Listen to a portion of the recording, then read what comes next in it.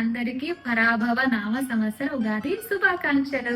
ఇప్పుడు ఒక బౌల్లోకి మనం 250 grams ఆఫ్ శనగపప్పు తీసుకుంటున్నాం. ఈ రవ్వ తీసుకుంటున్నాను. ఈ రవ్వతో పాటు నేను ఈ పిండి కూడా కాంబినేషన్లో వాడతాం అనమాట. ఈ పప్పుని మనం వడకట్టుకోవాలి. కన్సిస్టెన్సీ వచ్చేసింది అని అంటే మనం స్టవ్ ఆఫ్ చేసేసుకోవచ్చు. ఇంకా మనం మూత పెట్టేసి ఒక 2-3 hours నానబెట్టేయడమే. చూడండి ఇట్లా ఎప్పుడు ఇట్లా బ్రౌన్ కలర్లో రావాలి, అప్ప వైట్ ఉండదు. ఈసారి ఉగాదికి మా ఇంట్లో వ్లాగ్ చేసి చూపిస్తాం. మా మమ్మీ ఒక్కొక్కటి ఇంత పెద్దగా చేస్తాను అనమాట. దీనంతా ఒకసారి ఇలా చూసుకోవాలి, చూసుకొని ఇక్కడ కాలిందా లేదా అని చూసుకోవాలి. వేడి వేడి నేతి బొబ్బట్లు రెడీ. ఫుల్ వీడియో కోసం షార్ట్లో లింక్ ఇచ్చాను, చూడండి.